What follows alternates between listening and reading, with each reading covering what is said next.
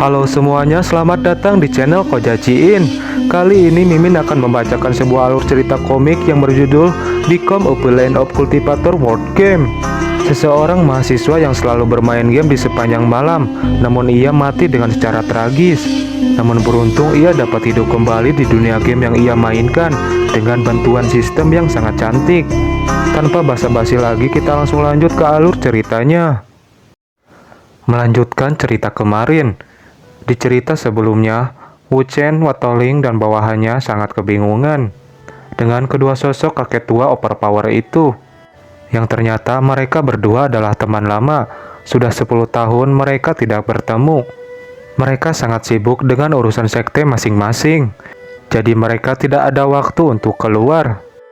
Karena semuanya saling mengenal, jadi mereka semua bersama-sama pergi ke tempat turnamen dan mengecualikan pertengkaran mereka. Di perjalanan, Wu Jin bertanya, apakah kakekmu mengenal dia? Xiaoqing menjawab, mungkin begitu, kakek punya banyak teman lama. Untuk merayakan pertemuan ini, Patriark Bai mengajak Haolian untuk pergi minum-minum. Haolian pun menyetujuinya. Master Bai bertanya, Haolian, kau benar-benar aneh. Kau adalah ketua ketujuh sekte Bitao, dan kau duduk di aula. Bagaimana bisa kau menangani pertarungan di hutan ini? Apa kau mau mencari beberapa orang keras kepala untuk berlatih?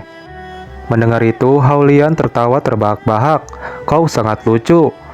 Kau dan aku sudah bertarung selama setengah hidup kita, dan kita sudah bosan dan lelah dengan dunia pertarungan. Tulang-tulang kita sudah malas bergerak. Aku adalah salah satu petugas turnamen kali ini, dan aku harus melihatnya saat ada seseorang yang melaporkan pertarungan di hutan ini. Mendengar itu, Wu Jin sangat terkejut karena ada seseorang yang melaporkan pertarungan mereka. Xiaoqing bertanya, ada apa? Wu Jin berkata, tidak, ia merasa sangat aneh karena sejak dulu siapapun yang bertarung sebelum turnamen akan terluka ataupun didiskualifikasi bersama dengan musuhnya, ataupun dia akan membunuh dan langsung kehilangan syarat untuk ikut turnamen. Semakin banyak orang yang didiskualifikasi, maka akan semakin banyak ruang untuk peserta yang lainnya maju ke babak selanjutnya. Ia berdebat dengan seseorang anggota sekte Royal Beast dan dilaporkan sebelum menyakiti seseorang. Ia penasaran dengan seseorang itu. Lalu Wu Jin bertanya kepada senior Haolian, siapa orang baik yang telah melaporkannya? Sebelum senior Haolian menjawab, seseorang itu datang secara tiba-tiba dan menyapa Chen Wu Jin. Itu cuma hal sepele, ucap lelaki yang memegang kipas dan matanya tertutup oleh kain. Wu Jin menatap tajam ke arah lelaki itu, namun ia tidak bisa mengingat orang tersebut. Lelaki itu membuka kipasnya sambil tertawa kecil. Tuan Chen sering melupakan orang, lalu ia memperkenalkan dirinya kalau ia adalah murid sekte Yue yang bernama Zhao Suruo. Mendengar itu, Master Bai sangat terkejut. Sekte Yue. Tatapan Wu Jin masih sangat tajam kepada Zhao Suruo. Ia bergumam, saat para sekte melawan Chen Wu Jin, sekte Yue adalah yang paling keras. Ini menarik. Dengan terbatuk, senior Haolian menghentikan obrolan mereka. Sekarang karena semuanya baik-baik saja, kita akan mengadakan turnamen dalam beberapa hari. Jadi ayo kembali dan bersiap. Sambil mengibaskan kipasnya, Zhao Suruo berkata, sekarang semuanya sudah aman. Ia juga akan pergi. Master Bai bertanya kepada Wu Jin, bagaimana bisa kau mengenal orang yang sangat sopan dari sekte Yue ini? Kalau mereka memang baik, baguslah. Tapi kalau mereka berpura-pura... Suruo menoleh ke arah Master Bai. Oh... Wu Jin terkejut. Ia bergumam. Ia merasa sangat familiar. Sepertinya ia pernah bertemu dengan Zhao Suruo, tapi entah di mana. Karena penasaran, Wu Jin bertanya kepada gadis sistem tentang hubungan Wu Jin dengan Zhao Suruo ini. Kenapa ia tidak bisa mengingatnya sama sekali? Gadis sistem merasa sangat kesal dengan fashion yang dikenakan Zhao Suruo karena gaya pakaiannya lebih bagus darinya. Karena lagi kesal, gadis sistem tidak memberitahunya dan menyuruh Wu Jin untuk memikirkan saja sendiri. Sistem tidak akan mengungkapkannya. Wu Jin hanya bisa terdiam dan menatapnya. Lalu Watelong menangkupkan kedua tangannya. mengucapkan terima kasih atas bantuan tetua. Sekte Royal Beast kami juga akan kembali. Namun sebelum mereka beranjak pergi, Wu Jin menghentikan mereka. Ia memberi hormat terlebih dahulu kepada senior Hao-Lian. Karena alasan ia bertarung dengan Sekte Royal Beast adalah karena seseorang dari sekteku bernama King Zhao sudah menghilang selama beberapa hari dan loncengnya ada di Watelong. Wu Jin meminta keadilan. Watelong mengambil kesempatan ini untuk mengancam dan membuatku tidak fokus dengan turnamen ini. Ia mohon kepada senior Hao-Lian untuk ikut dengannya ke kediaman Sekte Royal Beast dan mencari keberadaan King Zhao. Lalu Xin berpindah di kediaman Sekte Royal Beast. Kedua penjaga itu menyambut Watelong. Namun mereka penasaran dengan orang-orang yang dibawa oleh Watelong. Senior Hao-Lian menegaskan kepada Watelong, karena kalian telah memutuskan untuk berpartisipasi dalam turnamen, maka mengganggu peserta lain adalah pelanggaran. Watelong mengelak. Senior, mereka mengatakan kalau King Zhao ada di sini, tapi ia tidak mengatakan apapun. Kau menuduhku cuma karena sebuah lonceng, tapi aku menemukan mainan ini di jalan. Sekarang bagaimana? Ucap Watelong kepada Wu Jin. Senior Hao-Lian menggelengkan kepalanya. Kalau begitu, agar adil, ayo kita pergi ke sekte dan mencarinya di sana. Watelong mempersilahkan dengan nada merendahkan, cari saja kalau kalian mau. Tapi kalau tidak ada, berlututlah dan panggil aku kakek. Chen Wu Jin, tantang Watelong sambil menunjuk kepada Wu Jin. Wu Jin tersenyum sinis. Apa kau yakin? Lalu senior Hao-Lian mengajak mereka semua untuk masuk. Wu Jin menyuruh Xiao Qing untuk mencari di bagian timur. Ia akan mencari di bagian barat. Watelong berkata dengan nada pelan sambil menatap ke arah lemari. Jangan pikir kalian bisa menemukan dia. Aku akan membawa dia pergi. Lalu diperlihatkan King Zhao yang disembunyikan di suatu tempat. Ia memegang perutnya karena kelaparan. Tubuh dan bajunya juga kotor. Ia panik karena mendengar suara gagang pintu. Sepertinya ada orang yang masuk. Seseorang itu datang sambil membawa semangkuk makanan. Dengan makanan itu, dia memujuk King Zhao. Kalau King Zhao mengikuti kakak kami, maka ia akan memberikan makanan ini. Namun, King Zhao menyuruh pria itu untuk jangan mendekat dan mengancam kalau dia mendekat maka dia akan bundir. Mendengar itu, lelaki itu sangat marah, lalu membanting makanan yang ia pegang. Ia pun pergi sambil membanting pintu, sambil disertai dengan ekspresi wajah yang sangat kesal. Lelaki berambut pendek itu bertanya, "Senior, kau terlihat sangat kesal. Apa tidak mudah menghadapi gadis itu?" Lelaki berambut panjang itu berkata kepada juniornya kalau ia sudah melakukan banyak cara. Namun semuanya tetap gagal karena gadis itu memiliki kultivasi teknik penyembuhan. Dia sangat kuat. Bahkan racun dan obat tidur tidak berhasil kepadanya. Kita tunggu saja dia sampai lemas karena kelaparan. Setelah itu semuanya akan mudah. Tubuh King Zhao gemetar ingin pingsan, namun ia menguatkan dirinya kalau ia jangan sampai menyerah, karena ia harus balas dendam kepada penjahat-penjahat yang mengkhianati tuan muda. Xin berpindah kepada Chen Wei Jin. Mereka semua sudah mencari kemana-mana, namun King Zhao masih belum bisa ditemukan. Tiba-tiba Chen Wei Jin memasang ekspresi terkejut.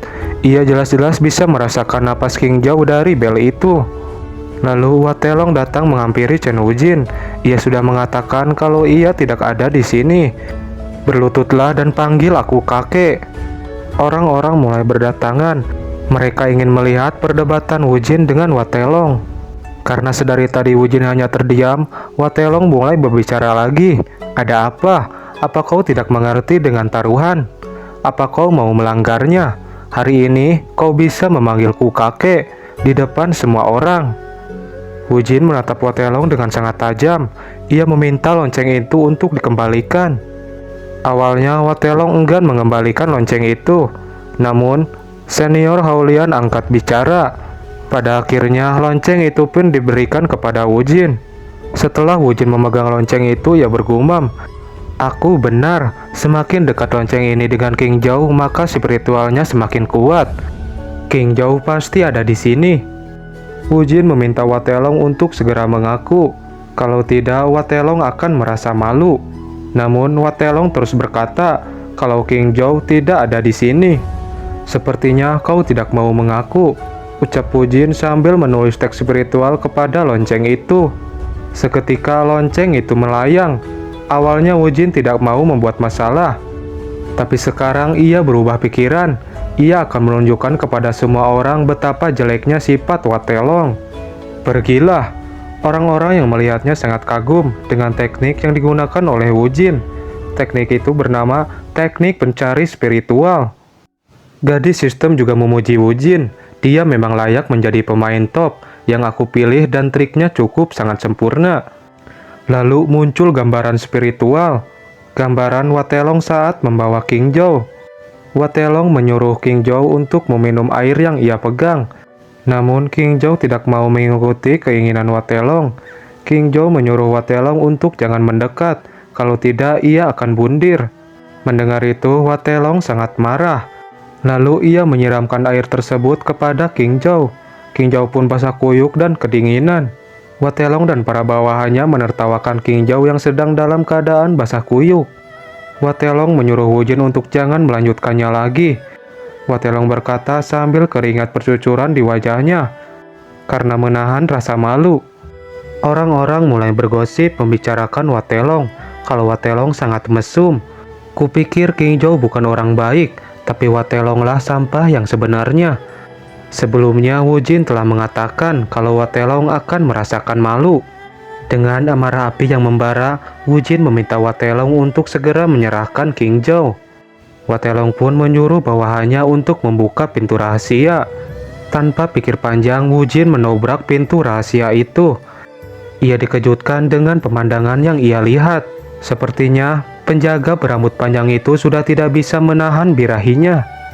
Karena sangat marah, Wujin pun memberikan bogeman kepada pria itu. Pria itu mati dengan satu pukulan. Keadaannya pun sangat mengenaskan. Lehernya terkilir dan arah mukanya pun telah terbalik. Melihat seniornya dalam keadaan seperti itu, penjaga berambut pendek itu sangat gemetar ketakutan. Masih dalam keadaan yang berapi-api, Wujin menatap tajam ke arah pria yang ingin melakukan hal buruk kepada King Zhou. Lelaki berambut pendek itu pun terjatuh lalu mundur ketakutan. Lalu Wujin pun menggendong King Zhou. "Jangan takut King Zhou, Master ada di sini," ucap Wujin agar King Zhou dalam keadaan tenang. Dengan keadaan setengah sadar, King Zhou pun memanggil nama masternya berkali-kali. Watelong sangat marah kepada Wujin. "Kau tidak bermoral. Kau dengan sengaja membunuh murid Sekte Royal Beast." Wujin pun geram dengan perkataan Watelong. "Apa kau pantas mengatakan itu?" Watelong pun tidak bisa berkata-kata lagi. Sambil berjalan pergi, Wujin berkata, "Aku membunuh dia karena dia menghina muridku, dan ini masih belum sebanding walaupun dia kubunuh jutaan kali. Aku tidak bisa membunuh peserta lain sebelum turnamen, jadi aku tidak akan melakukan apapun padamu. Tapi setelah pertandingannya dimulai, aku tidak akan melepaskanmu," ancam Wujin kepada Watelong. Watelong hanya bisa mengeraskan tangannya dengan sangat erat. Ia juga akan melakukan hal yang sama kepada Wujin. Lalu scene berpindah. Watelong masih dalam keadaan marah dengan kejadian barusan. Ia melempar teko, gelas, dan pisin. Ia bersumpah kalau ia tidak bisa membunuh Wujin, ia tidak akan menjadi manusia lagi. Lalu Watelong bertanya kepada murid Sekte Yue tentang keberadaan masternya. Lalu si pria berkipas mendatangi Watelong. Watelong berkata kepada si pria kipas untuk jangan ikut campur dalam urusannya. Pertama, ia dipaksa untuk memberitahu keberadaan Chen Wujin, dan kau berjanji akan menyingkirkan dia. Dan sekarang, anak itu hidup lagi. Waktu itu kau sangat yakin dia sudah mati. Apa yang kau lakukan? Tanya Watelong kepada Suruo. Sambil mengibas-ngibaskan kipasnya, Suruo berkata, ia tidak tahu. Bagaimanapun, Yelin Chen yang telah membunuh Chen Wujin. Salahkan saja dia. Tapi jangan khawatir Kakak Wang. Ketua kami mengatakan, karena Sekte Royal Beast dibesarkan oleh Sekte Miss Yue, kami tidak akan meninggalkanmu. Bukannya masalah bertarung di hutan waktu itu, kami yang mencoba untuk menyelesaikannya. Kakawang urus saja masalah turnamen, dan kami akan mengurus masalah lainnya. Aku tidak akan membiarkan Chen Wujin mendapatkan keuntungan apapun. Lalu Xin berpindah. King Zhou yang masih belum sadar dirawat oleh Xiao Qing. Xiao Qing berkata untuk jangan terlalu cemas. Keadaan Xiao Qing sudah membaik. Chen Wujin pun memuji kinerja Xiao Qing yang dapat diandalkan. Chen Wujin pun dikejutkan dengan seseorang yang menyebut namanya dan mencarinya. Ia sangat familiar dengan suara tersebut. Seorang wanita dengan tubuh disegel dengan kekuatan ribuan iblis. Saat segelnya dilepas, maka akan ada bencana besar. Sambil memegang jidatnya, Wujin bergumam, "Ini pasti musuh bebuyutanku." Salah satu murid dari Master Bai membukakan pintu. Ia bertanya kepada Chen Wujin, "Dari mana kau bertemu wanita aneh ini? Dia mencari-carimu." Chen Wujin memasang wajah memerah. Sambil berjalan, ia berkata kepada murid itu untuk jangan berkata kasar. Dia adalah pelayan sekte spiritnya. Sosok wanita yang dibicarakan itu terus bertanya kepada salah satu pelayan tentang keberadaan Chen Wujin. Lalu wanita itu berbalik karena mendengar suara Wujin. Wanita itu bernama Chu Qingxi, pelayan sekte spirit. Saking senangnya melihat Chen Wujin yang masih hidup, Chu Qingxi berlari menghampiri Wujin yang berada di atas tangga. Lalu merangkul Wujin dan memukul-mukul bahunya. Ia berkata, "Seperti yang diharapkan dari tuan muda sekte kami, kau bahkan lebih tahan banting dariku, manusia dengan darah dewa." Lalu Wujin bertanya, "Ngomong-ngomong, kau tahu dari mana kalau aku akan berpartisipasi di turnamen besar?" Chu Qingxi menjawab, "Istri penguasa mengirimkan surat kepadaku." Lalu Xin berpindah. King Zhou mengalami mimpi buruk. Dalam mimpinya, ia masih dihantui oleh sosok lelaki yang ingin melakukan hal buruk kepadanya. King Zhou pun lalu terbangun dalam mimpinya. Ia menangis terseduh-seduh. Wujin mendengar suara tangisan King Zhou yang sangat keras. Ia pun langsung bergegas masuk dan mengecek keadaannya. Masih dalam keadaan menangis, King Zhou pun langsung melompat ke arah Wujin. Ia memanggil nama Master. Wujin pun menenangkan King Zhou. King Zhou masih berpikiran kalau ia masih bermimpi. Xiao Qing dan gadis sistem merasa senang dengan keadaan tersebut. Namun, Chu Xingqi merasa bingung. Bukannya King Zhou menghilang. Kenapa dia ada di sini? Mendengar sebuah keributan, Master Haolian pun datang menemui mereka. Master Haolian pun masuk. Ia memasang wajah gembira sambil mengangkat jempolnya. Ia memuji Wujin yang sangat beruntung. Ada sangat banyak gadis cantik di sini. Yang mana yang kau pilih? Wujin berkata kepada Master Haolian untuk jangan menggodanya. Master Haolian pun mengubah ekspresinya. Kedatangannya ke sini ia ada urusan. Ia mengeluarkan sebuah gulungan pendaftaran. Di turnamen besar, setiap klan harus mengirim 3 orang untuk bertanding. Siapa yang kau pilih? Mendengar itu, ketiga gadis tersebut sangat bersemangat ingin ikut. Ketiga gadis tersebut membujuk Wujin agar diizinkan untuk mengikuti turnamen tersebut. Lagi-lagi Master Haolian dibuat iri dengan orang-orang yang mencintai Wujin. Ia menggelengkan kepalanya sambil membelai janggutnya. Lalu ia menaruh formulir pendaftaran tersebut di atas meja. "Kau harus memikirkan ini dan menyerahkannya padaku besok." Master Haolian pun pergi meninggalkan Wujin sambil disertai dengan ekspresi wajah yang sangat gembira. Wujin pun menghela napas. Ia bergumam, "Kami harus segera memilih peserta untuk turnamen. Di turnamen nanti pasti akan ada penggunaan racun. Jadi teknik pengobatan Xiao Zhao pasti akan berguna. Aku akan membiarkan Xiao Qing untuk menjadi perwakilan sekte spirit. Xiao Qing adalah pahlawan wanita di dalam game ini. Jadi dia pasti akan berguna. Untuk Chu Xingqi, dia tidak banyak muncul di dalam game. Dan dia selalu percaya kalau kekuatannya bisa menghancurkan bumi dan surga. Tapi itu cuma..." Dengan percaya dirinya, Chu Xingqi berkata, "Ada apa? Apa karena kau menyukai kekuatan iblis jadinya kau mau mengajakku?" Chen Wujin pun menepak jidatnya. Sangat sulit untuk mempercayai dia. gumam Chen Wujin. Lalu Chen Wujin pun akan mengetes kekuatan Cao Xingqi terlebih dahulu. Cao Xingqi pun berkata dengan percaya dirinya, "Aku takut, aku akan menakutimu." Lalu Chen Wujin pun meminta Xiao untuk diizinkan untuk menggunakan halaman belakang. Sambil tersenyum, Xiao berkata, "2 keping perak per jamnya." "Sialan, aku dirampok," gumam Chen Wujin. Lalu mereka pun pindah ke halaman belakang. Chen Wujin menyuruh Sister Kingxi untuk segera menyerangnya. Cao Xingqi pun menggerakkan kedua tangannya bersiap untuk melakukan serangan. Ia masih ragu kepada Chen Wujin, takutnya Chen Wujin tidak bisa menahannya. Ia mengeluarkan sebuah jurus yang bernama Blood Knife. Sebuah kekuatan spiritual berwarna merah darah berkumpul di sekeliling tubuh Cao Xingqi. Chen Wujin yang melihat kekuatan spiritual tersebut hanya terdiam dan mengamatinya dari kejauhan. Gadis sistem berkata, "Aku tidak melihatnya." Xiao Zhao berkata, "Serangan yang sangat kuat." "Tidak, dia belum menggunakan kekuatan penuhnya," ucap Xiao Qing.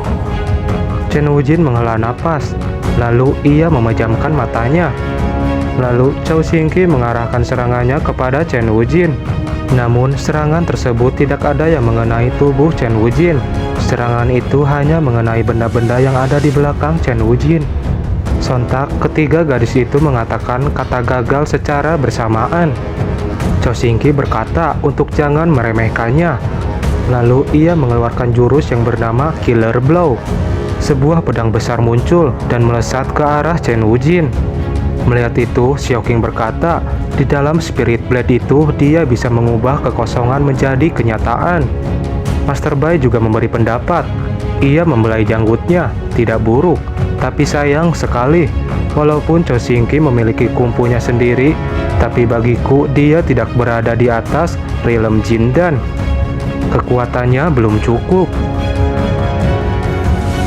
Intinya, Cao Xingqi tidak punya kesempatan di turnamen ini.